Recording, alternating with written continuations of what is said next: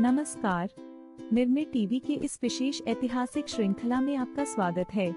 आज हम भारत के गौरवशाली अतीत की यात्रा शुरू कर रहे हैं।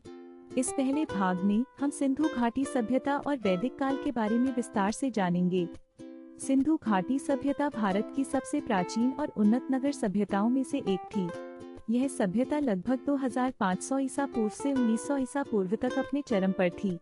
मोहनजोदड़ो, हड़प्पा, धोलावीरा जैसे नगरों में नियोजित सड़कें, जल निकासी प्रणाली और पक्की ईंटों के मकान पाए गए हैं। यह सभ्यता व्यापार, शिल्पकला और नगर नियोजन में बहुत आगे थी। मोहनजोदड़ो में पाया गया महान स्नानागार सिंधु घाटी सभ्यता की सबसे प्रसिद्ध खोजों में से एक है। यह ईंटों से बना एक बड़ा जल कुंड था, जिसमें स्नान के लिए सीढ़ियां और जल निकासी की व्यवस्था थी। माना जाता है कि इसका उपयोग धार्मिक या सामुदायिक स्नान के लिए किया जाता था।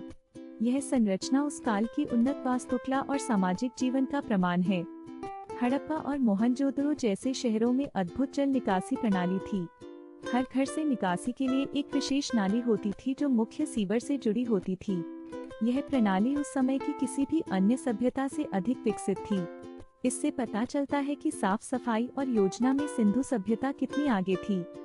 सिंधु घाटी सभ्यता की मोहरों पर एक विशेष लिपि पाई गई है, जिसे आज तक पढ़ा नहीं जा सका है। इन मोहरों पर पशु आकृतियां और छोटे प्रतीक चिन्ह बने होते थे। यह लिपि व्यापार या धार्मिक कार्यों में प्रयुक्त होती होगी।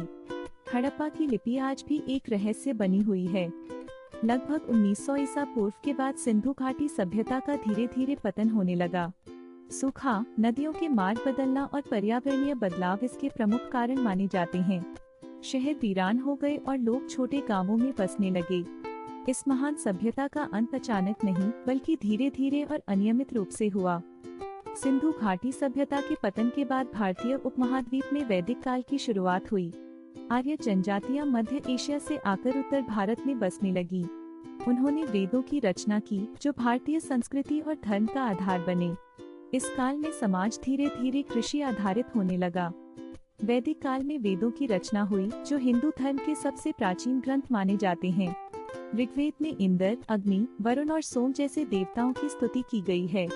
देवताओं को प्रसन्न करने के लिए यज्ञ किए जाते थे, जिनमें अग्नि के माध्यम से आहुतियां दी जाती थी।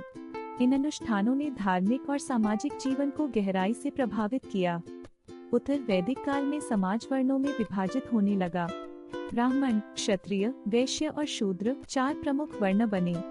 ब्राह्मणों को धार्मिक कार्यों का अधिकार था, क्षत्रिय शासक और योद्धा थे। यह सामाजिक व्यवस्था धीरे धीरे कठोर होती गई और जातियों का आधार बनी। इस भाग में हमने सिंधु घाटी सभ्यता और वैदिक काल की गहराई से जानकारी प्राप्त की। भारत की सभ्यता की नींव इन 2 युगों में रखी गई थी।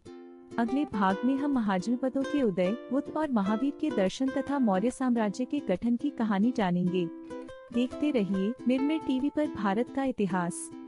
एक प्रश्न, सिंधु घाटी सभ्यता का सबसे प्रसिद्ध स्नानागार कहाँ स्थित था? ए हड़प्पा, बी मोहनजोदड़ो, सी लोथल। उत्तर नीचे कमेंट में दीजिए और अगले भाग में हम सही जवाब बताएंगे।